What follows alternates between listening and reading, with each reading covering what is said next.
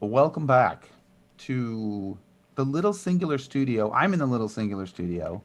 And again, I'm joined by the Stephen with Singular, and I've got Suzanne.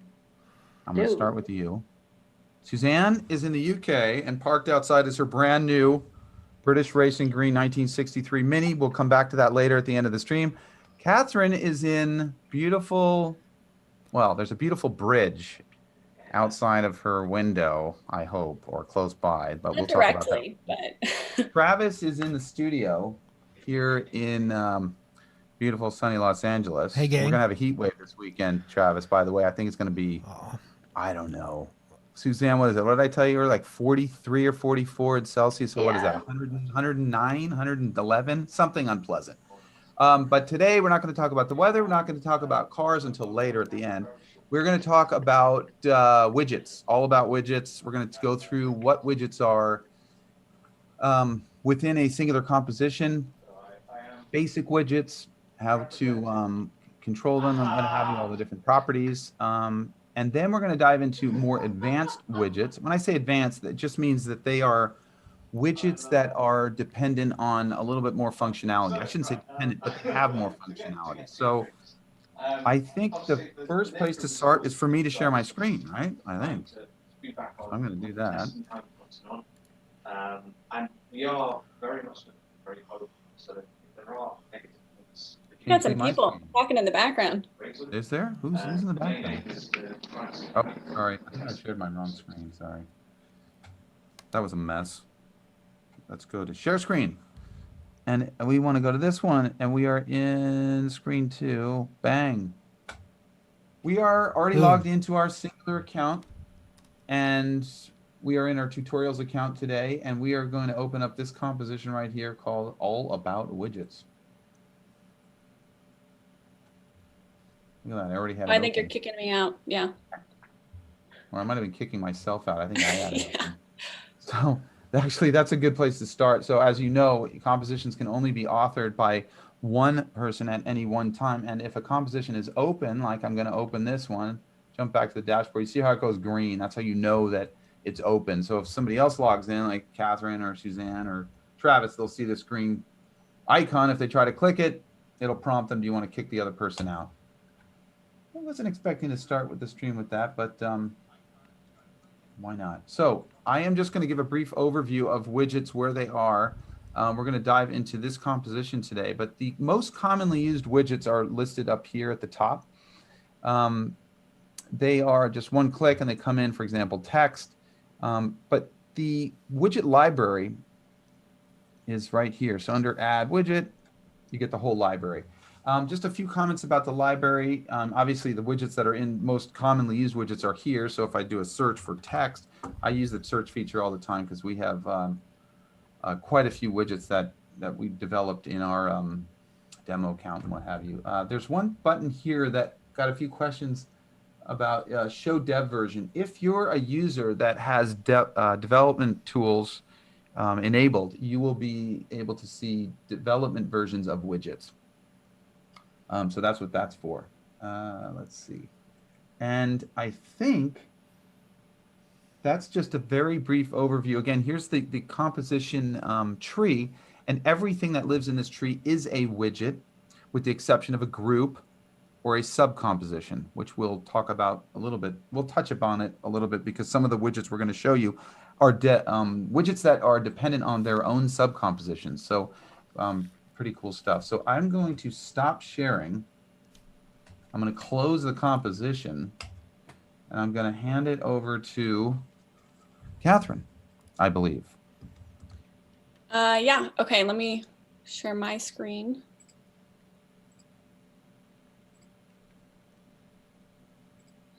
All right. So I'm back at the dashboard. I'm going to, I guess, Stephen closed the composition, so I'm going to open it up.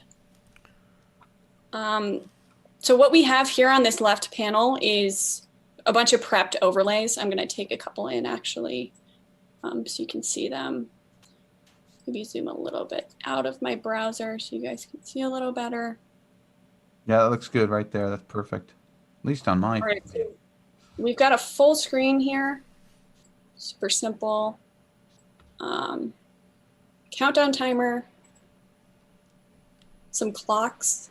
These are custom built clocks, which is really cool, and we'll get into that. A panel tweet with the Twitter widget. Let's see, a full screen table. Ah, there's the table. There which it is is. Steven's favorite. The beast. That's easy. Come on. Piece of cake. And then, yeah. And then we've got this thing called a Bodymovin widget that allows you to create some more complex animations with After Effects. But Suzanne will dig into that a little deeper. But for now, as Steven said, when you go into the widget library, there's a handful of widgets available. We sort of break widgets up into two categories, basic and advanced. Basic widgets are kind of more along the lines of like your primitives, so circles, rectangles, gradient, image, text, a couple more. Basic stuff that isn't reliant on another subcomposition. So in this full screen, we've got, I don't know, maybe five, let's see, 1, 2, 3, 5 basic widgets. So we've got an image here, some text, which I renamed to title, a rectangle here, which I named title base. You can change the name of it if you hit enter, or if you just double click on the text field, you can change that. So you can kind of organize things the way that you want them organized. We have a gradient widget here, which is this nice background. And then what I called an image base, which is also another rectangle. So let's start with the image, I guess. Actually, let's start with the text, because that's the most commonly used widget, as you can see up here. So in a text widget, let's see, I'm going to close out of this so you guys can see. Every time you have a widget and you bring it into your composition, you're going to have a dedicated tab here in the property panel for that widget. So this specific tab is obviously the text tab. You're also going to have a question mark that pops up. For most widgets, they have this. So if you have questions about it, you can click it. It goes to a more detailed article on all the different property fields. If you get confused, which you probably, you need to get accustomed to the more advanced widgets. So that'll be really helpful. But for something as basic as text, you might not need it. I'm going to zoom out just a little more because I'm losing some stuff here. Okay, so we've got this text property box. It's very simple. It's where you type in your text. You've got the style box, which I think, correct me if I'm wrong, Suzanne, but I think this is where people will generally spend the most amount of time here. And this is with choosing fonts. So you'll have I think your most commonly used fonts here, but then you can also hit more fonts. And this is the font browser. Right now I have 50, but if I hit load all fonts, it might take a second. Now you've got 1,000. So we have a wide selection of fonts that are optimized for the web. For people to use. If you're a non-free customer, you can send us a font and we'll upload it to your account for you. It just has to be built for the web. And Steven, do you want to speak on that a little bit? The difference between a web font and a desktop font? Could we give a little shout out to our friends at Google for those thousands of fonts that that we support? Like Catherine said, for pro and enterprise customers, we can import fonts for you, no problem. We have a mechanism for doing that. I would say, generally speaking, just in fonts in general, your most success you're going to have in a composition is to keep the amount of fonts that you're using or different types of fonts to I'll say a minimum. You don't want to be using, I don't know, 6, 7, 8 different fonts, because each one of those fonts has to get loaded into the browser and rendered. And certain fonts are more efficient than others. I can't really tell you off the top of my head which ones are. That's do a search for Google and you can see which fonts are lighter than others. When I say lighter, I mean they're not as heavy in terms of load time. So there's, fonts are, they are involved. I will, as our dev team always tells me when we have issues rendering fonts. But yeah, we support all the Google fonts, and Suzanne and I spent a lot of time importing custom fonts for a variety of different customers. We always want WebTs though. We don't want TF, what is it? TTFs and OTFs. Yeah, Always with T's if possible. yeah, the WAF2 file format is really what we try to push our pro and enterprise customers to send us. Those do the best import. We usually have the least amount of problems with that. So in any event, Let's get out of here. The font, you know, the font selections like or the style properties are pretty self-explanatory in there. The only one I'd like to point out, Catherine, if you is when people are doing multi-line text. It's something that our dev guys, actually our CTO, I was talking to him about this a while back. The line height, the custom line height. If you're using multiple lines of text, that's where you're going to want to go if you need to manipulate the line height. But if you're only doing one line of text, then you do not want to be doing custom line heights.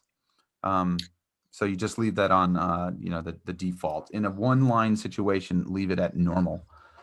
Yeah, and something that's good to remember with all widgets is oftentimes a widget in its own dedicated tab will have the ability to kind of change some sizing, you know, appearance stuff.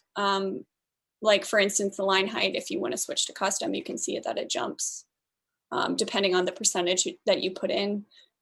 Same thing with like word spacing, letter spacing, you can get really custom with that. But generally in terms of sizing, we recommend that you do everything in the transform tab because it kind of keeps the amount of variables down to a minimum. So you're not kind of losing track of, all right, I sized it here, but why is it still this way? So just to touch on that for a second. But back to the style box. Yes, there's a bunch of font options, you know, it's standard stuff that you would find in any other creative software. This now, transfer don't forget tab is you know, I'm sorry to interrupt on that one, but there's sure. one more, just a little mention to a little bit more advanced users. Anyone who's in web development, you can put a certain amount, or I say a certain amount, you can do HTML formatted text into the text widget. Now, that's not carte blanche every possible permutation, but there are some users that do that. So maybe we can touch on that at the end, or even in another demonstration. Yeah. We have some nice examples of that, but in any event. So this transform tab is actually kind of cool. You can set everything to uppercase, lowercase, camel case, also known as capital. Yeah. This is great if you want to kind of restrict your operators from doing anything with your design specifically. So if I want to make sure that this is always all capitalized, I don't want to rely on my operator to make sure that they're using caps lock. So this is really helpful if you've made style choices like that. So I'm just going to go back to none for now. In layout, we talked about custom line height. You can do that. This is interesting if you have like a long list of text and you want to have like 3 minimum lines or something. It's going to look weird here. Yeah, see, it shrinks it. And then like 5 maximum, you can restrict, you know, the sizing based off of that. I think we can probably go into that a little more with another widget, like table or something. Go back to 1. I think the only gotcha in there widget, is really so we can show it in the Twitter widget. Yeah, I think the line height is the only one, the only one that I consider not obvious in terms of if you're using one line of text, again, keep your line height set to normal. And when you're doing multiple lines of text, that's when you can start manipulating the line height. That's the only one that you can run into some unexpected issues. I think everything else in there for the most part is pretty self-explanatory, but Catherine, I'll let you keep, you know, going through this because I think it's helpful. See, I have an extra, sorry, I have a bit extra to add to that. If you're using a custom font, I will always add in the padding at the bottom, and I'll just do the top and the bottom of the padding just because it just makes sure that you're never going to cut off any of the descenders. Yeah, the descenders become an issue. Yeah, that is a very good point, Suzanne, on custom fonts, on the cutting off of a descender. That definitely pops up from time to time. And also don't forget that custom fonts, they're not all the same. I mean, they're only as good as how they were created. So a lot of the anomalies that you might see in a custom font have nothing to do with Singular. They have to do with a font that was created incorrectly or some characters that are not in the font set and a whole variety of issues. So Yeah. just to mention that. Okay, so we're going to move on to the rectangle widget, which is probably simpler than text. It's straightforward. It's a rectangle. We've got 3 property boxes. You can do kind of some interesting things that if you don't play around with this, you won't really realize it's there. So obviously you can add stroke, like an outline to it. That's pretty obvious. You'll discover that fairly quickly. But what is interesting is you can change your render style to, instead of by default filled, you can do outline. And then let's say I want my outline width to be 2%. It's going to do that to your rectangle. So that's another way to do stroke, but still have transparency in the middle of the rectangle. It just changes, obviously, the render style. So I'm going to put that at 0 and go back to filled. Bevels are really helpful because, I mean, most of the time we're not, as creatives, we're not working in complete straight lines. I mean, you are if you're doing modern designs, but this is helpful to use. Suzanne, I know, uses this quite a bit. You can do flat bevels. And I don't know if I've used inside before. Yeah, you can do this. That one I have never touched, but it looks cool. Yeah. That one I always think of like a party invite when someone sends you a party invite. Oh, like...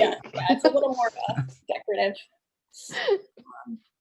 And then this is what I was talking about before, where you can start to do some sizing stuff within the dedicated widgets tab. In this instance, it's the rectangle tab, but generally you don't want to do that. I know that some people will do this for sizing, like checking sizing. I think, Suzanne, you said you did that for, you do that for checking things. But generally I would keep these at 100, but you know, if you find it a nice use for them, that's fine. But again, do the positioning and sizing here.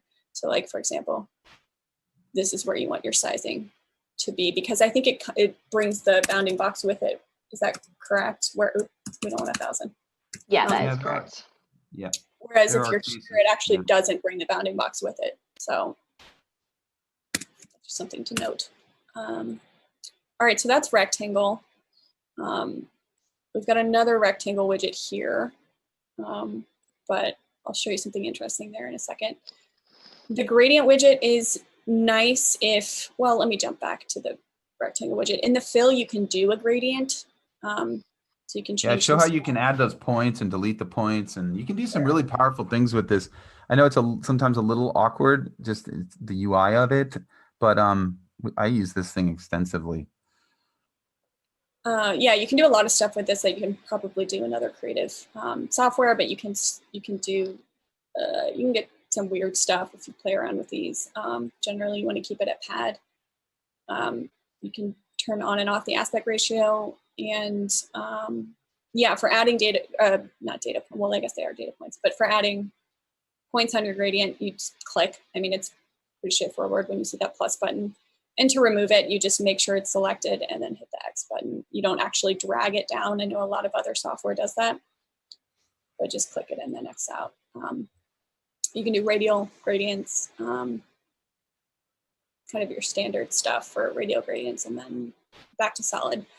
Okay, so you can do gradients there, but you can actually find the gradient widget right there, which is this one, and do some more advanced gradients, if you will. So these are like 3 of the tools, online tools that we have found to be helpful for finding, this is CSS of the gradient. So you can find whatever you like. A lot of these websites allow you to actually customize some stuff. So I like this blue one. Maybe I want to flip it or turn it into radial. That kind of looks weird. So we'll just do something like that. This one, I think you just have to actually go ahead and copy all of it. There are some other ones where there's a copy button. It just depends on what you find online.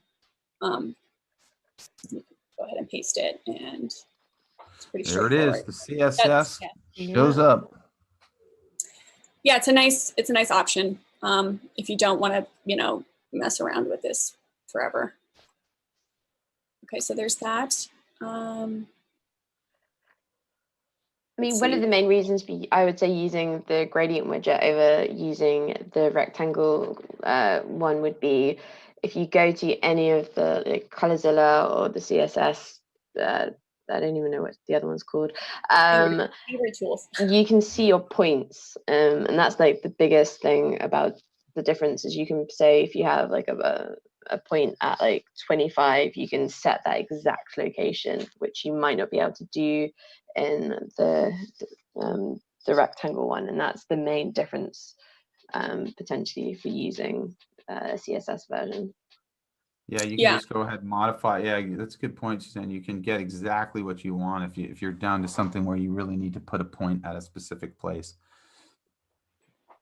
All right, so the last basic one I'm going to cover, I haven't covered all of them, but these are kind of the most commonly used basic widgets, is the image widget. And when you drop it in, I think by default there's nothing in there, but you've got this box right here that you can click, and it opens up your dashboard where you can upload an image. You would double click on it and it would pull it in, or you can grab something from the internet and paste a URL. So let me just grab something. Animated GIF.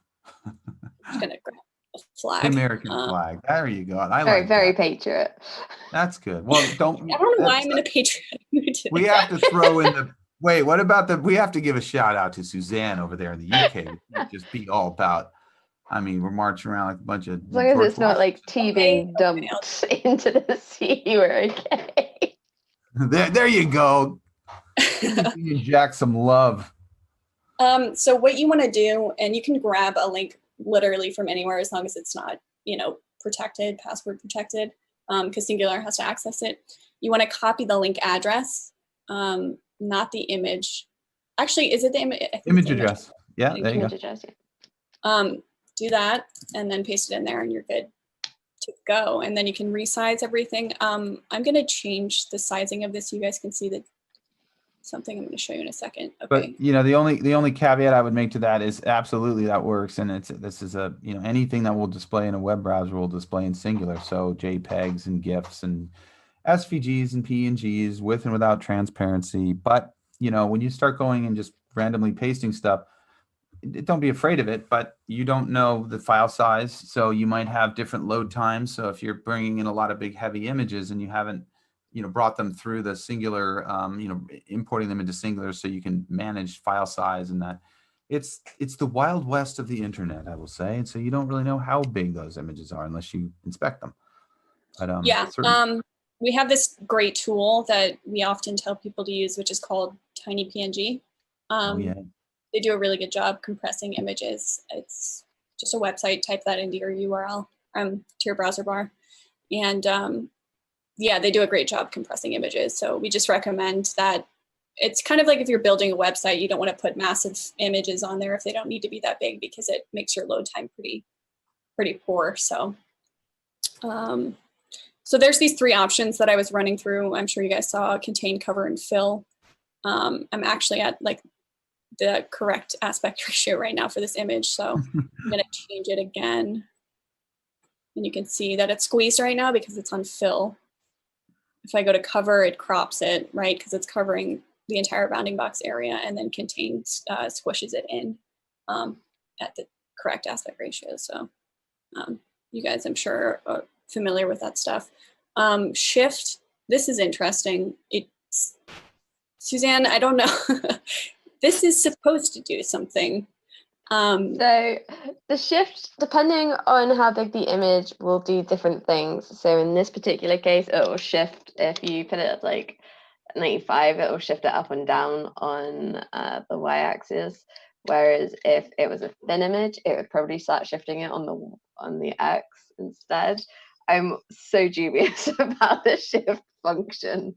Yeah, it's an oddball. So I've used it, but it's there. Play around with it. It works. Play with it at your leisure, as they say. You can't see what's happening here because you guys are very symmetrical with your flag, but this is actually flipping it on. And you have to look at like and why. The white. If you look at the white bars, you can see the difference. The thicker. Oh, I see. Places. Okay. Is Very that the subtle. same? Is that the same flag that is painted on the bonnet of that new Mini that you have outside, Suzanne? No, it's not. It's the original Mini, therefore it has no flag on it. Okay. All right, so we're done with kind of the basic, which, Well, oh, you now know what? Sorry, let me go back. We need that GIF. Image widgets can take GIFs. And GIFs are fun. So let me find the one that. animated or otherwise, animated or non-animated GIFs. Yes. Where is it? This guy. Oh, the one I sent you earlier. Where's Yes. that guy? Okay, so I'm gonna paste this in. If my computer works. There we go. Yay, Mr. French Fry. It's very American. Yeah. We've So come that's across GIF. the pond. We've come across the pond back to the good USA with little French fry man. Hey, the one that we suggested was filmed in the US. In the US. Yeah. Mr. Idiot Sandwich. Fair enough. Okay, that's it for basics. Does someone want to do timer? Yeah, I will jump in for timer. Okay. All right, let me X out it. Actually, I'm going to stop sharing my screen. Okay, you're up, Suzanne. All right. The timer. Great widget for countdowns when you're doing live streams. That's really why we built it originally, I believe. So you can automatically tell it's one that's got slightly more advanced features because it has a sub-composition within this bit. So if you look at the composition tree, we've got bug, countdown, timer, and then underneath it's got its own separate composition. So, and scaling it and everything works exactly the same as using a rectangle or anything like that. But where it gets slightly different is when we go into this separate tab, we have a lot more controls here. So we have a start button. Just turn the bounding box off, and you can reset that. You can then do your hours and minutes. So if I go 15, all right, right now this is counting down, but say for instance I wanted to count up from 15, I can also do it that way just by clicking that. So it's a really quick and easy way. And then I can also change if it updates in milliseconds, seconds, or minutes. And then we can display our leading zeros, or we can not display the leading zeros. We can also change the format. So if we don't want hours and minutes and we just want minutes, you can change that. And then if I just hit, and that's automatically resizing that for us and centering it exactly where we want. And all of that logic is being taken place in this sub-composition. So I'm going to enter into our little sub-composition, and this widget has a lot of different elements in it, and it's incredibly powerful. So for what we had, I'm just going to throw a rectangle underneath just so you can see it a bit better. So we just have a singular text field that is then attached to this format, and you know it's attached because there's a little tick. And those are widgets. Those are called widget nodes. Sometimes that I think can be confusing for beginners. There's different styles of control nodes, if you will, and widget nodes are just nodes that are specifically, well, they're available for a lot of different advanced widgets, not basic widgets. You're not gonna have a widget node in a basic widget, but it's widgets that provide additional, I don't know if you'd call it data, external data, but yeah, that's exactly, I'll just interject there for a second. It's exactly what they do. Like in this example, this widget has built into it the ability to do a variety of different, I'll call it countdown type functions. Like we can format the type of the date and time, and we can show you that in the help in the Zendesk article we have that shows you a link to how to do that formatting. But the widget nodes specifically, there are certain widgets that have, in this case, parameters that you can attach to. So what Suzanne is doing here is she's just got one text widget, and she's connecting to one of the built-in widget nodes inside the timer widget. So they just show up automatically. You don't have to create them. They're there. You can't edit them per se, like the names and stuff. And I think we have an example of, in this case, we're just making a simple digital clock, but I believe, Catherine, we have a analog clock where we can use some of these other parameters of a clock. So yeah, we built out an actual analog clock, which I think is pretty cool. First time I saw it, it's pretty interesting because you can use these minutes angles and seconds angles to connect it to like a digital hand, and that's what allows it to move in a circle at the right time and speed. And yeah. So like right here, you've got hour angle, minute angle, and second and millisecond angle, and that's one if you wanted milliseconds, or then you've just got your second. So anything that's got an angle, that's going to move it at the angle. You've then got something here that works in percentages, and if I attach that, say, to this bar here, if I go to and put my anchor point to the bottom, I'm then going to just attach this to the seconds in percent, and that'll just click it out to 0, and then I'm just going to make it like a really bright red so we can see it. And then if I come back out to this guy and just press play, and then just that's cool. You can see that, and that's great if you're doing like a countdown clock, or you just want to do like a percentage bar. So we've used that for other things where we've just got it coming down, like, for like a workout video. And you know how much time is going down. So that's like one way in which you can use it. And like I said, if I pull in the analog clock so you guys can just see it, that's the other way in which we can use it as well. So you have a lot of powerful things that you can do with the timer. Like I said, even just using end time or not using end time. So now, just by clicking that, it's just going to start counting up rather than counting down. Now on that clock, let me the clock, you're using the current date and time widget instead of the timer widget, if I'm not mistaken.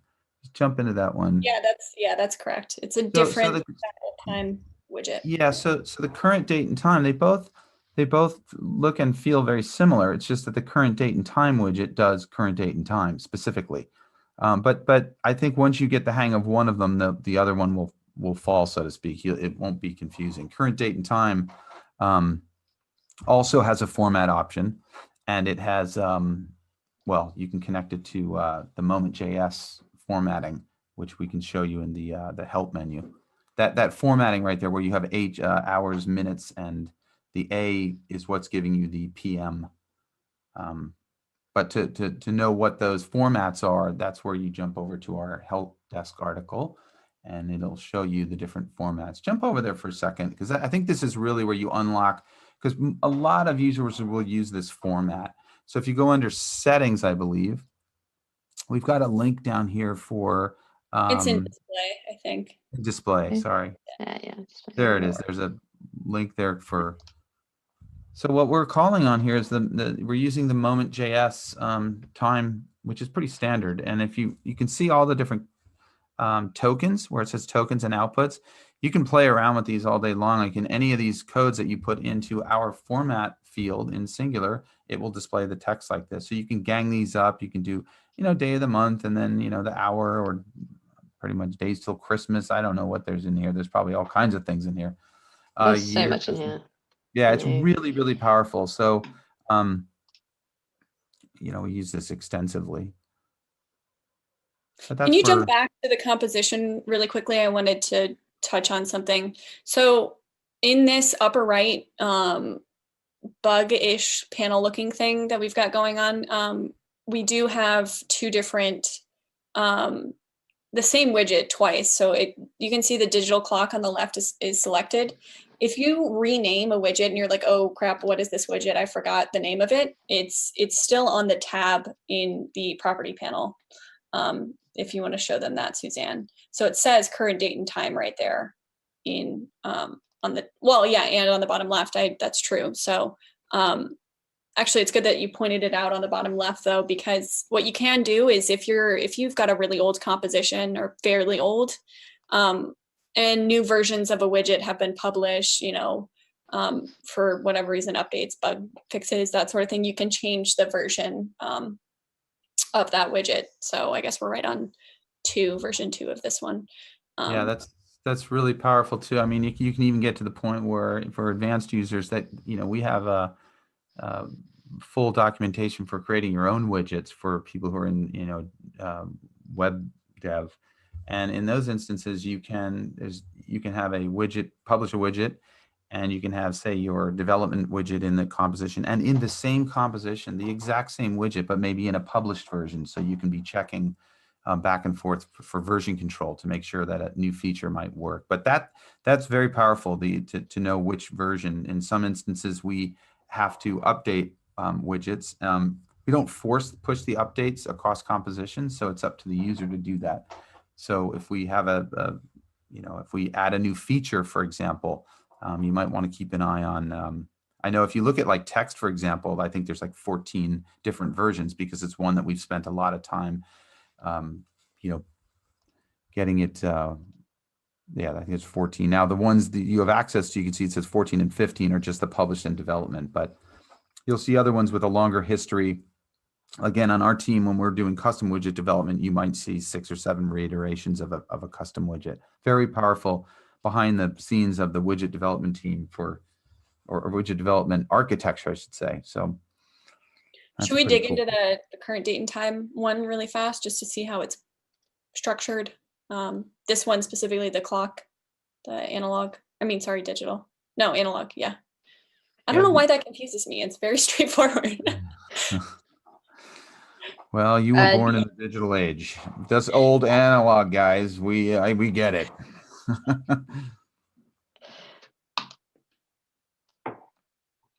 So those are all custom elements, which is really cool because you can create any type of clock that you want, any appearance to it. If you want gloss to it, size of it, shape, anything.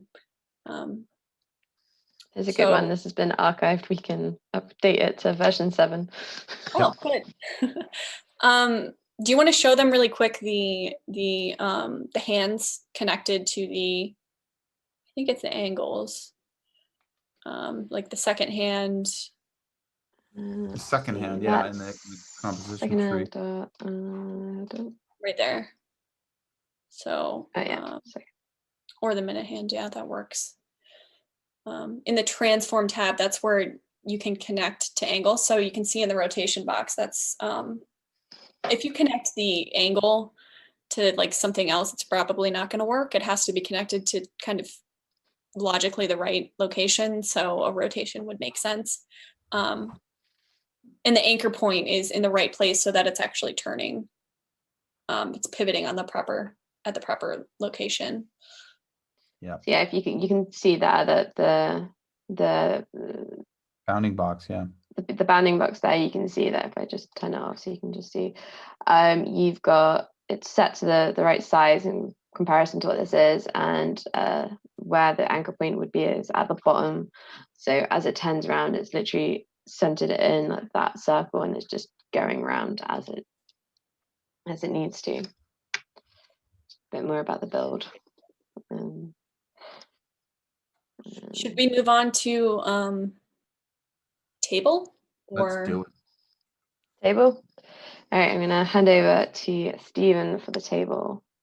Don't be afraid of the table. What do we say, Catherine? We got a lot of questions about the table, right? Suzanne, what do you think? Is that one of the most? Yeah, table. I like the table. The table's a good widget. I probably use it the most. The table is, you know what? I'm glad when I shared my screen, I was right over on this Google Sheet, and I'm actually glad. You know why? Because this is a table, right? It's a table of data. It's A1 through I21. I am in Google Sheets, and I want to turn this into a graphic inside of an overlay inside of Singular. So this is what we want to build. So if I jump over to the composition, I'm going to open it, the All About Widgets composition, and I'm going to bring up the navigator, take everything out, and let's bring in the table. So we want to make this. Now you can see I'm only displaying 6 of the rows here, and my data has more. It has 20. So we'll get into that in a minute. Let's turn everything off just to kind of, it helps me focus in on just the piece we're working on. I'm going to go into the subcomposition. I've got everything's in one group. The table Yeah, I did that widget to is simplify things. yeah, Oftentimes no, when you're building, you'll probably group it differently, but you know, for today. yeah, this is great. I'm just going to rename these. My own again. We all have our typo first Me and name. Close enough. There we go. Main. So usually I call the top of my tree main. Sometimes group. It just depends. Here's the table widget, and I want to go through the process. I'm going to turn this off, and I just want to make a new group and add from the widget library. I start typing in table, and I get the table. And a lot of people right off the bat are like, "What does this thing do?" I have no idea. I just added it. Nothing happened. I'm going to look at the properties. It's got this big gray intimidating box, and no one knows what the heck to do with it. Well, it's here in the content. That's where the data has to go. What data? An array of data. What's an array of data? Well, let's go make one real quick. Let's go back to the Google Sheet. And I would need to turn this into an array of data. So there's an add-on in Google Sheets. I use this quite extensively. Suzanne and I use this all the time for a variety of different purposes. So export data sheets is an add-on for Google to create export JSON in various formats. Open it up in the sidebar.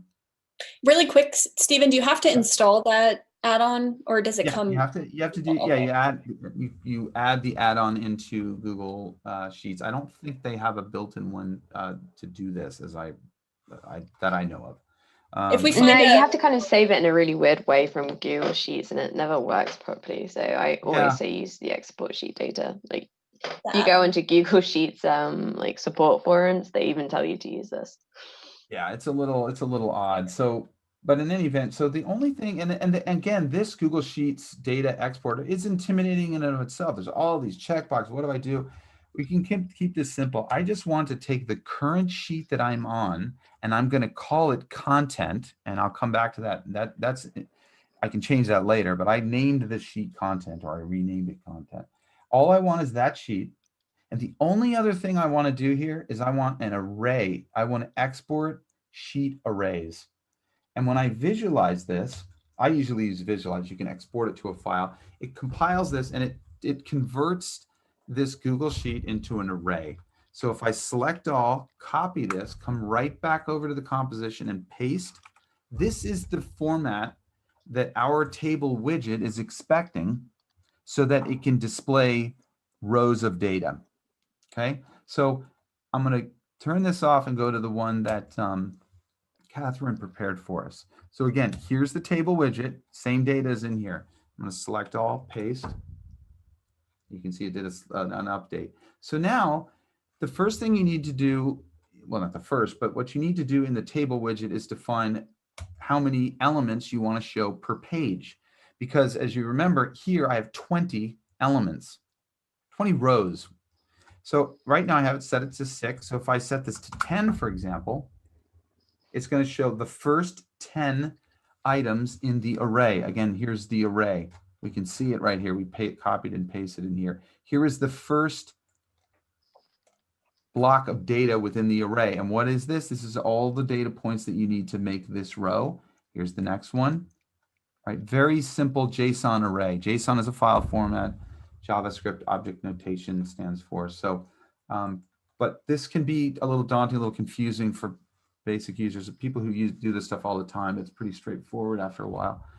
So again, I'm going to leave this at 10. Now, current page, it's set to 1. So if I go to the next page of data or the next 10 rows of data in the array, Singular is going to update to the next 10. I'm going to zoom back out. I'm just going to show 5. So here's the first 5. Here's the second. Here's the third. Here's the fourth. So now defining the row, and the beauty of this widget is that you don't, I mean, if you were to do this, if you were to go back to, let's show all 20. That's going to be it says a no. lot. There you go, page 1. That's the whole standing. That's a little small. I could scale it and position it.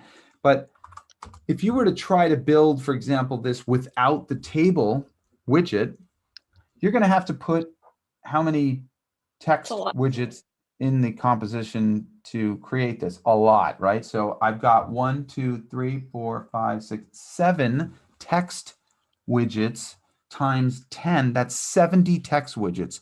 That's very hurtful. That's very large. That's not It's even large. including the the title, and if you want to give them the option to change it, like the subheadings. So Yes. And now a lot of users might say, well, I can't edit this. This isn't something I can edit. Well, that's probably another discussion of how to get the data in this format and into Singular. But I'm just going to stay focused on the widget and the why we built it. Again, we can do horizontal, we can do vertical. Again, this is going to look bizarre because we don't want this in vertical. I know I need this in the horizontal direction. Some of this stuff's pretty straightforward. You can show the layout. You can add some spacing between each row. Really, really powerful, very responsive, fast, quick. Update style, I'm always using update animations. I don't think I've ever used the timeline animations for here. I would highly recommend just sticking with update animations for this particular widget.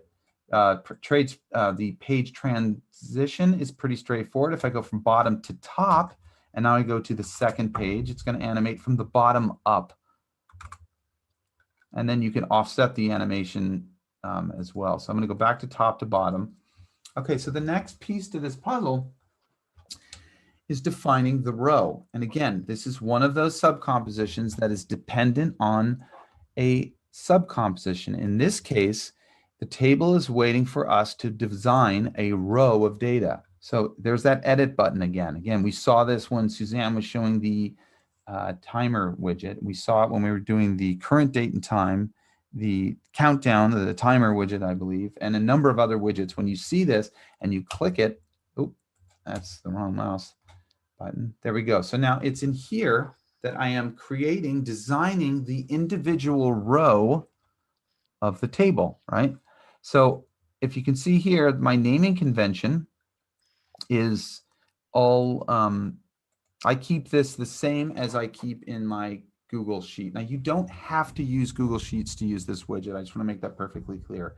I use it because it's fast, it's easy, it's cloud-based, and I can generate the JSON payload that I need. There are other ways to do this. There are other ways to get data into this.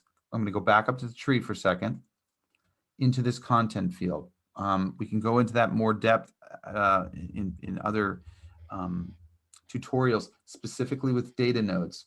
We can push data, this format, into a data node and connect it to here. I don't think that's the purpose of today's demo. We're just going to show you the basics. Interfacing with data is not hard, but that'll be for, I'll probably do another video just specifically on that.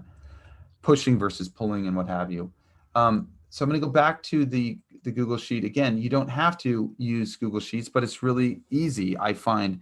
If you notice the naming convention, Catherine came up with this. This is just all lowercase. And if you notice, the naming convention on the first row up here is the exact same naming convention in the tree. It's actually not. I wanted to mention that it is. There you go.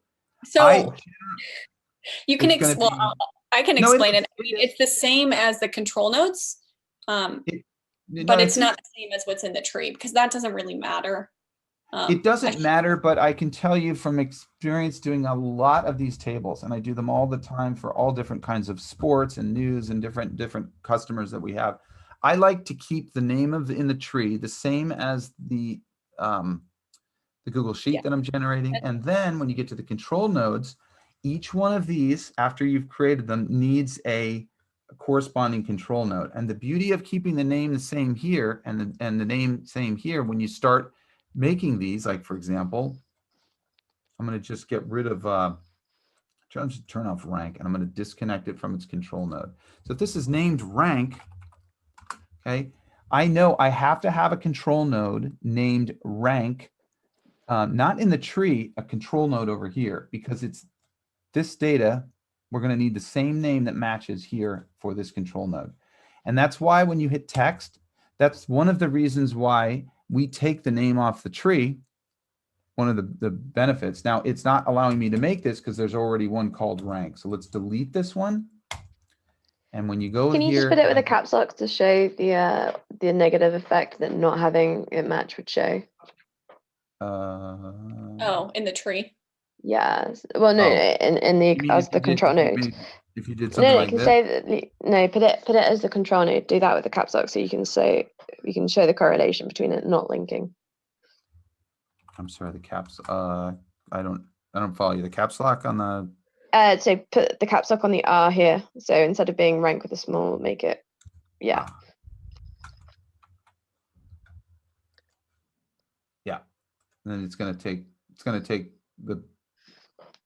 You're saying it's not going to work, right, Suzanne? It's not going to work, yeah. So I want to show why it doesn't work. Exactly, you're right. So again, the point I was making earlier is just simply that if the name is the same here, it just saves a few steps. You just basically make a control node, add, done. It's there. It's ready to go. So the I'll just delete. You're not going to know either that it works until you go back up a level in your composition tree, so you can see the data actually populate. Just like you wouldn't know the timer wouldn't work, or when I say wouldn't work, this is not the place where you're going to see this. The array of data is not assigned here yet. The array of data is assigned here. So now the table widget says, oh, I've got this array. Thank you for defining the row here. So I will put this data, this array of data, into that subcomposition based on the properties that you've set here in the various layouts and control and what have you. So that's, and one other thing I usually do when I'm using a Google Sheet is I like to put the link to the Google Sheet. This isn't connected to anything. It's just I made a tiny URL out of it because this URL is quite long.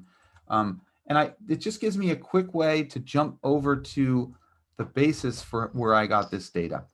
That's all it's there for. I find it kind of. And we'll provide a link to that Google Sheet as well for you guys to grab that data and play around with it and try and copy what we did today. So beauty of this, if I come back here and I take a look at the control nodes, let me refresh the browser. It doesn't seem to be drawing the text object correctly. Need to redraw. So Command F, table, and you can see there's the subcomposition to the table widget. Go right to it, and now you see the text. Sometimes if you see anomalies like that, just simply refresh the browser. So here are the text fields.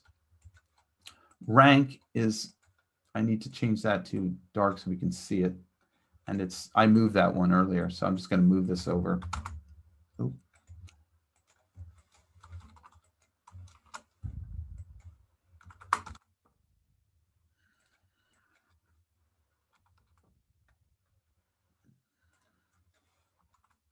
I got rid of this guy. Now I got to rebuild it. That's good enough. So the rank is connected here. Now, the nice thing about this is I can make some changes. For example, to this row, anything I want, like, I don't know what I did here. If I change this text, for example, to red, and I come back up, you're going to see that the change is going to reflect across all of the rows. So I think the only thing I will show you too is the image is right here. The logo itself that we're using for this, I think we're using EPL standings. You can connect images. So all that's doing is I'm using the image widget in the definition of the row. There it is. Again, sometimes if it's not good, if it doesn't draw, just simply refresh and go back down into the table widget. Here it is. So I've got URLs, links to logos. Now this icon I'm not using. So the icon is just whether they went up or down in the standings. So for example, if I wanted to add that, all I have to do is icon. I go back to the widget and I need to add another image. So I'm just going to take the logo one. I'll duplicate this. Oops, I deleted it. Undo. Duplicate, and I'll call this icon. And I'll just scoot it over a little bit to like maybe here. And then we'll make the size like 3. There's that caps lock. And now I need to make a control node. So I'm going to disconnect this one, add. Let's make sure I didn't mess up this one. It lost the link here. So I'll just reconnect to logo. Okay. So everybody's got a control node. Anything I want to send data to needs a control node. Now, when I come back up, the data is already there. You can see it showed up here. Let me zoom in a little bit. When I say the data is already there, the data was already there. I just wasn't using it. I wasn't assigning it to anything. And now I can do, you can see this is dynamic. It's great. There's another widget in our library. I just want to point this out, and it is called Grid. Boy, I am bad on the typing today, huh? There it is. So they are very similar. Get comfortable with table. That's what I recommend. And when you go to Grid, this uses the same exact JSON array file format.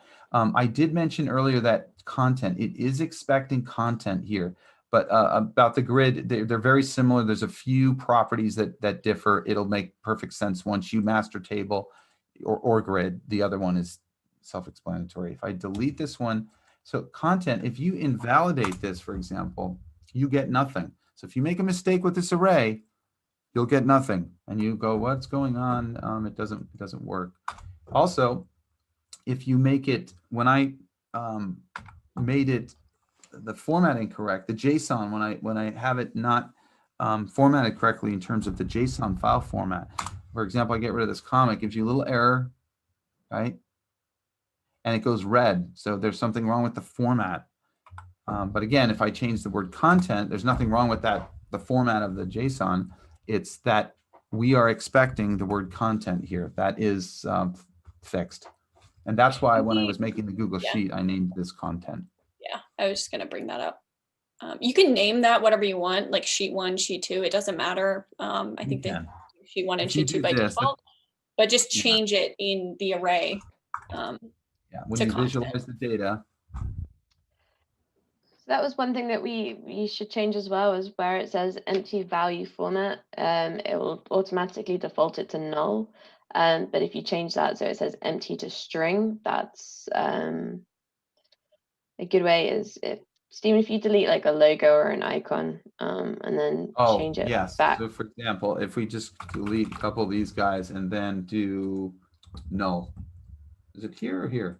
No, you did it right. Yeah, first place. Yeah, on the empty format. What that's going to do, Suzanne is a good point. What that's going to do, if you look at the array, you're going to get a null value here in the yeah, you're going to get null, or what's the other option? Empty string. Usually I have it set to string. So again, you visualize this and you're going to get an empty string. It's just kind of the best practice to leave it as empty string. It is. It's a good point. So when you visualize that, Stephen, you're going to see sheet 3 on the top of the array, and that's right. You don't want that. So if you have the name, whatever it is. Exactly. Now, there's nothing wrong with this. The JSON array, the file format, or the format of the JSON is correct. Select all, copy, go back over to the widget. But if I paste this, it's going to give me nothing. It'll animate out. And the only reason why, and this is a little bit of a gotcha, like people are like, well, where's my data? It's not showing up. It's this. It's the fact that this has to be called content. Once you get it, you're good to go. Now, I like I said, we're not going to use this stream, this session today to talk about the data, but for more advanced users who get, I got it, I understand. Yes, you can connect this. You could make a JSON control field for this. You can also make it manually here, and then connect it. So this is the JSON. You can edit it here. Now you're not going to edit JSON probably, but if you had a data node, right, and you were pushing data into that, and we'll cover this in another video. You can connect that push of data, and it will update. That's where it gets real fun, right? We'll get rid of that guy.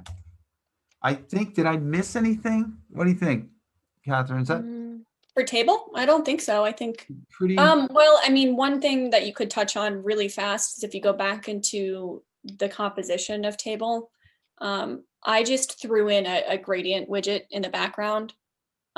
So whenever you have some of these more advanced widgets, you're not going to have anything inside of it. It's going to be completely empty. So when you go into the individual row, in this case for table, you've got to build every element out. So that background, like if you don't want a background, you can just hide that. So let's see what it looks like without gradient. So if you do this, it's just And background guy. so, But once you get the hang of this, it's a really powerful tool. I mean, we use it. I mean, Suzanne and I are using the tables and grids all the time, constantly, because I mean, I think the best thing I've done with the table is I've made a formation grid out like a table. So instead of having to figure out all the X's and Y's for a formation, you can start doing it with the table widget. So there's some ingenious things you can do. You can push the data that we're pushing here. I shouldn't say we're not I take that back. We're not pushing any data right here. We're copying and pasting. But to Suzanne's point, we're just using text, but this can be any data. This could be any values. Maybe you're sizing rectangles, or an example that Suzanne referenced, and we'll definitely do a tutorial on that for advanced users. What she's mentioning is she's setting the formations for a soccer formations, football formations, with all of the formations. You want to Google what that looks like really fast? A formation for non-sports fans. Yeah, that's soccer formations. It's got like brackets in it or something, right? Like like this. So we have to set. We have composition. So the positions of these dots on this field have an X and Y. So what Suzanne has done for a number of customers is we know what the positions are for all the various formations. I don't know how many there are, Suzanne. You probably burned into your memory by now. It's got to be too many. A lot.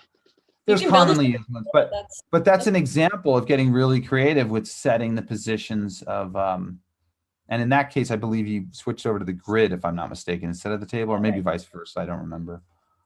No, I did it in table instead of grid, because grid it's great. It's a great tool, but for that particular example, it didn't work. Yeah. I guess I'll tease into another video that we'll do. There are ways of making a script in Google Sheets where you can push this data into a table. There are, all sorts of ways to push data out of via scripts from Google Sheets. And again, it doesn't have to be Google Sheets. This is just our go-to tool to show people how to visualize data in its raw form and make pretty pixels out of them, as I like to say. Anyways, I think I've covered everything in that one. Catherine, are we? Yeah, I think we have a long one today, but we have the tweet widget, and Bodymovin will be pretty quick, I think. So I'm just going to cover the tweet widget really fast, if you don't mind. Close out of the comp, and I'll stop sharing. Okay. There you go. All right, so I'm going to share my screen. All right, so I'm going to jump back in to the composition. All right, let me make this a little bit, not that much bigger. I've not heard one peep out of Travis today. I don't think he's gone. Yeah, he's typing on the messages. Oh, he's typing. Okay, so here's the Twitter widget. Now, obviously, when you're on Twitter, on your phone or on your computer, tweets come in at a very standard appearance. Twitter controls all of that, the way that they look, the font, the sizing. But what's cool about the Twitter widget is that you can kind of customize the look of it. So you can see that this isn't, quite what it looks like on Twitter, but it could be completely different colors, a different look. And so that's pretty cool. So we've also got, some other stuff in here, which is kind of irrelevant to what we're talking about here with the Twitter widget, but it looks like this when you bring it in. Tweet, not Twitter. Twitter icon, there you go. So if I click on the dedicated tab for this widget, which is tweet, we've got a couple of property fields here. You've got the tweet share URL, which is just the URL of the actual tweet. Again, it's an advanced widget, so you've got this edit button where you've got to build out the visual components of your tweet, in this case, a panel. This custom color, this could actually confuse me early on. What it actually is if you've got hyperlinks in your tweet, it's going to change the color of it, which is pretty cool. So if I want it to be green, I can do that, or I can just turn it off. It's really up to you. But when you bring this in by default, obviously it's going to be completely empty. This section is going to be empty. You've got to build out those elements. And like Steven said, I think actually just play it out and it should show. Now, this is all dark text, so you can't see anything right here. I'm going to throw in a rectangle in the background. And actually, I think this is an instance where I have to refresh. No, you won't see any text because there's no default text in the Oh, that's right. nodes. Okay, that's right. So let me go back into it and go back a couple steps. So yeah, the back and forth to the between the subcomposition and where the actual widget is located, up and down that tree, that takes a little getting used to. But once you see the connection, it makes sense. For After Effects users out there, I guess the closest thing I would say, it's sort of like the relationship in some ways to pre-compositions and compositions. Okay, so what we did previously, Suzanne actually prepped these elements for us, is dropped in a couple different widgets to build out what the tweet looks like. So we've got user image here. Now, when you pull in the widget and you dig into its subcomposition, you're going to have, again, some widget nodes, just like the table, not the table widget. What else? Timer. Yeah, current date and time and timer. Right. So by nature, tweets have, a set amount of information. So you've got the time it was created at, amount of favorites you have, the name of, I think that's the URL, your Twitter name, retweets, numbers, the actual tweet, a bunch of different stuff. So we're not using all of them. You can use one, whatever you need to do for your specific overlay. But here's the image of the user. So this is going to be the icon. It's connected. Now it doesn't have any data yet because we're not back up in the tree one level. So there's nothing here, but it is connected to user image. So if I actually do this, unlink it, I would connect it to user image. We've got the name, the username, again, connected. I think I heard Travis laugh there. He is there. I know you're in there, Travis. I just want to know what you're buying me for lunch. That's all I want to know. Text name. Where is that user? It's just name. Name. Yeah. Okay. So you have name and then username to make it more confusing. Yeah. So all of these are connected except for these icons. We're not changing these icons. I mean, they don't have to be in there. We just wanted, retweet and heart icons in there. So those aren't connected. This rectangle that I dropped in isn't. I'm going to delete that. Favorites this is just the number of favorites. So again, you can use any number of these widget nodes that you want. If we go back up in the tree, we'll see that it populates with the information. And let me do this. Let me go to Twitter really fast. And I'm just going to go to our Twitter. I can grab a tweet promoting our little live stream today. So if I click this, and I grab this link, go back to here, easy. It's just going to update with Twitter's information of that specific tweet. Now, what's interesting here is you can see these ellipses because the text, the way that it was designed wasn't, I don't know how many characters Twitter accepts. It's 100 and something. But that can be set, where is the tweet here? I set it at ellipses for the overflow, but you could wrap the word, clip it. Let's see, if we do clip, I mean, obviously it clips, so you're not going to see the ellipses there. It's just going to be cut off. It's still loading. My computer's a little finicky right now. I would always say with you, when you're doing like Twitter text or anything that you know that people are just going to like randomly type, because it doesn't always send breaks, that I would always potentially use, because like this will just probably come in as one like giant text field. Okay, so that's an instance where you wouldn't want to use.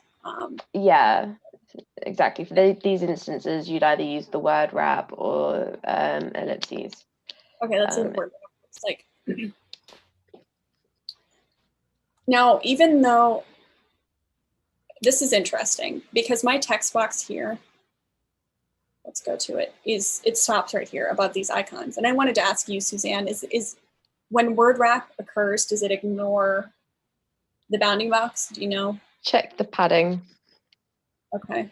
Again, if, like I said, I built this, so I built it with padding because sometimes, depending on it is, you can sometimes lose like the last word, but it's still there, and that padding can just kind of generate that for you. Okay, I think that fixed it. But you can play around with this. It really all depends on the sizing of your specific, the way that you're visualizing a tweet. But we'll leave it at that. And do we have a example in the marketplace for this? I believe, right? Didn't we? For Twitter? One? Yeah, I think we do. You know, I actually soon. do, but we will. Yeah, we have an example for. Actually, I can show you really fast.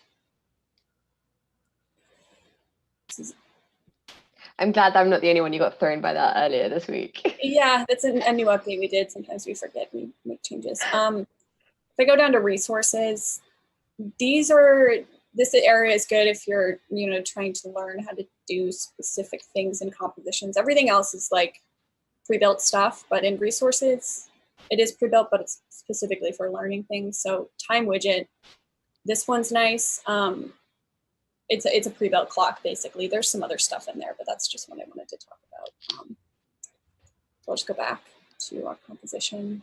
The last one we're going to cover is Bodymovin, which a lot of people, I think, benefit from. And these people use this primarily, I think, for living backgrounds, animations of living backgrounds where they don't want to use a video, for example. So I'm just going to hand it back over to Suzanne. Okay, I'm going to share my screen again. Back over to the UK we go. Look at that sunshine coming in that window. And they say that's a light. Okay, so here is we've seen this earlier. Now, Bodymovin is an incredibly powerful tool. There are a handful of gotchas with it. If it's not native to After Effects, you will not be able to see it. Can we back up a second, only because we're in After Effects, everyone. I don't know if you said that, Suzanne, maybe I was spacing out, but Bodymovin is a widget that requires, if you build stuff in After Effects and you want it in Composer, that's great, but you have to build it in shape layer, a shape layer animation. And what that means is you can't have images in there, or it's not gonna work properly with Singular. So once you build out your nice animation in After Effects, you have to have an add-on. And sorry, I'll hand it back to you, Suzanne. So yeah, it's not just if you're using any expressions like wiggle or certain preset effects, then they may also not work with this. Now, people who developed Bodymovin, they're always updating it, so it always gets a bit better, it gets stronger. But basically, this is our timeline with everything that we've got coming in. You can just see it's a very basic drawing on, and you can see all the different layers there and everything that's going crazy. I'm not going to take credit for building this. That was one of the artists in the LA office. So then, but it's basically going back, you're using basic geometrics, and that's what they support. Yeah. So you're taking, I think we're just revealing some masks in this case. So again, just to Catherine's point, I don't want to leave anyone with the impression that you can build a really complicated After Effects file and play it back in the web or Singular. That's the same thing in a web page. But you can do some really, really nice animations. And we've used it for a number of customers that want to get specifically, they're interested in the control that you get in After Effects over revealing shapes like this, revealing masks, as well as the control over the velocity. So we have in our platform, we do pre-built velocity curves, right? So you can do powers of 3 and power 1, power 2, linear. But in After Effects, you can do all kinds of easy ease, and you can have well, you can have explicit control of X, Y, and Z. Not that we're discussing Z, but the X and Y, which means you can set velocities X and Y different. So you have much more control in this tool. So, but yeah, you have to have some knowledge of After Effects. But then it's what the Bodymovin, what it effectively does is it generates a JSON file, and then we play back the JSON. So that's So yeah, you were just showing the extension. So I'm just going to go over to extensions. Hopefully this will appear on the right screen. And we'll provide a link to that add-on where you guys can download and install that extension on your on After Effects, because you're going to need it for this widget. Yeah, exactly. The other way is if you just go to Windows, find extensions. That'll take you to Adobe's thing. You can just type in Bodymovin, and that will also take you Adobe Exchange, is what it's called. So now that I've opened up my extension, you can see that I've got different versions in here. I know that I'm using the final one, so I'm going to select it. Now I've done that, I'm literally just going to click these double dots, and I'm going to save it to my desktop, like so, and then I'm going to hit render. That's it, I'm done. So there you go, that's the Adobe Exchange that you could find everything that you needed. Bodymovin, yeah. And this is essentially what it dumps out, is this crazy file that means absolutely nothing to us. But Singular does some pretty cool things with it. So if I go over to... You can upload, you upload those files to the dashboard, because we support exactly, that's the key. And in previous versions, we just dumped the JSON exactly, and we've since done quite a bit of optimization on that widget. So we support JSON files in the dashboard, and once the JSON file is in there, all you have to do is connect that to the Bodymovin widget, and you're good to go. Like I said, it's just a huge dump of text that means nothing to us. But we can just copy that URL either here or by pressing the I and pressing that there. And then if I jump back over to... I don't know where my composition went. Might have closed out of it. Probably. Yeah. Too many browser tabs are open. It's always the way. Yes. Right, and then let's go back in. Exit that guy. And then all we have to do is go to URL. I'm going to delete that. Paste in my new one. I believe R&D gave us two Bodymovins. There's one that does a loop, and there's one that does a single playback, if I'm not mistaken. Can you just jump over to the library and just double check that? I don't. Yeah, no, that's right. You've got the loop there, and then you've got Bodymovin. Wow. So the Bodymovin is just going to play it, and that's going to play it backwards and forward, the same backwards as it is forwards, whereas the loop. You already have it there. Look at that. Rearrange this guy.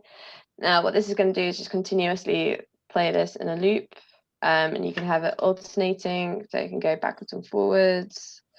So you can just have it playing forwards over and over again, or backwards in this case. Sorry, forwards. You can then change the speed as well, so you could go half speed, and then. Yeah, that takes a little getting used to. You know, this has the base, your base time base in After Effects, and then how you're animating in Singular. In some cases, you might try to be, I'll call it blending between Singular timeline animations and Bodymovin. I had a project a few weeks back where we were doing that, and it takes a little back and forth. It can be done. It's not. But it's it's a little tricky because you're trying to time out two different timelines, but it's doable. I mean, I've never really had an issue with it beforehand. I've always known that this is X length, so it should hopefully. I always find with the older versions it was always you always have to end it on a blank frame rather than have the final cut on there.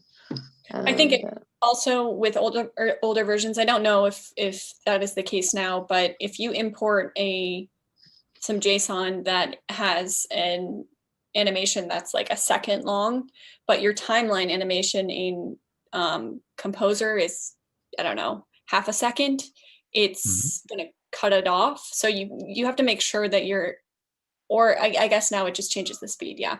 So you have to make sure that it matches the length of time in After Effects to have the same exact speed. Yeah. If you don't care about that, then you can just, do what you want with the length of the animation. But yeah, so yeah, that looks super quick. It looks like it's actually cropped on the bottom. Do we know why that's happening? So this is actually this is framing to the size. So as you can see there, I'm cropping it down. But what this is doing is the same canvas size as the After Effects. Oh, I see. That also takes in, that's something to take into account, is that if I then change this, oh, no, wrong button. If I then go into the composition settings, if I change this so it's instead of custom edits,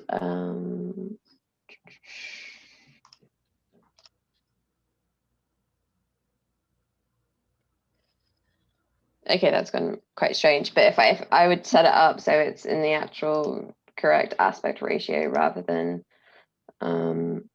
not, and then that's what is happening here, is that it's taking the aspect ratio that it's using in So something that's helpful for Bodymovin loop specifically is what I mentioned before, which is when you want to have like kind of a living background, if it's, I don't know, clouds or like flashing lights or whatever it is. I mean, both of those actually sound very ugly, but whatever your background is, and you want to loop it, maybe it's on a full screen, in the background of a full screen under show, it's useful to use. I would recommend Bodymovin loop for that. Absolutely. So, is that I think that's everything. I think we covered anything. I mean, there's plenty of other widgets, but did we get any compelling questions from Travis? Is Travis asleep in there? If I go around the corner and he's asleep, can we hear him? No. There's one question is, what other widgets do Singular have planned? Oh, that's I'm going to stop sharing my screen. Singular plan for widgets. Gosh, at the top of my head, I mean, I can mention one actually. I don't know what the timeline is on it, but Google Charts. Thomas, one of our awesome developers, is developing a suite of Google Chart widgets that we're really close to finishing, and I think they're cool. I've tried them out. They're incredibly powerful. I'm actually using them on a project that I was working on this morning. Yes, the entire Google Chart suite. In fact, I mean, he's been playing around with candlestick and line charts and pie charts, and they're very powerful. And they're once you, again, it's one of those things where you get one down and then the other ones fall. Behind the curtain are a lot of the parameters, or all of the parameters from Google themselves, so they get really, really deep quickly. But the basics of them are not too hard. You have a file format, data format, and then you can be taking data off of a sheet, much like in the way we were showing earlier with the table widget, and presenting it in various charts and line charts. But yes, that's definitely one on the hit list. And there's the widget library is constantly being added to, and when we have a number of widgets that aren't released to all the users as of yet. We're testing them. So and for more advanced users, we have documentation for developing your own widgets. So that's a whole nother area that you can explore for sure. Any other huge questions? No confusion on the table. I did good work.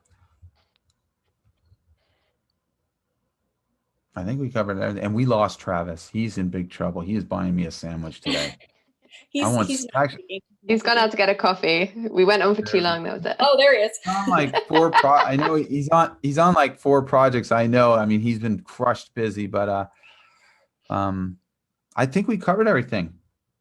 I think we're good on widgets, and we'll do more in-depth ones. Like I said, I kept referring to the data connections from the table, which we get a lot of inquiries about, the advantages and disadvantages, and to pulling the data versus pushing the data, data nodes and what have you. So more to come. Suzanne, that's sunshine hitting you. I'm sorry. That looks sunny and nice. This side or this way? A little bit of both. I am plunged into darkness. Sorry. I think on another future video, we're probably going to cover the Google Sheets widget. That's something that a lot of advanced users like to use because it's kind of like you can connect it to it like a table, but it's a little bit, I don't know if it's easier for like an operator.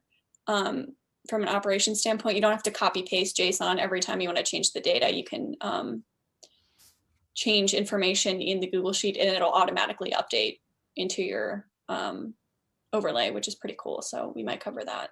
That's going to have its own. That's going to have its own tutorial, I think, on its own, because it is involved, and getting data and finding the right approach to data.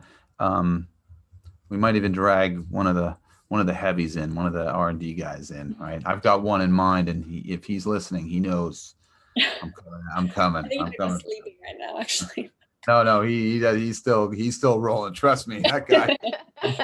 Anyways, I think that's it, guys. I think we should wrap this one up, and thank you everyone for watching. Hopefully it was informative, and we'll be doing more. All things Singular, right? Yep. All the time. Mr. Travis, take us out, my friend. Thanks for watching. Okay, guys. Take care. Bye. Bye, everybody.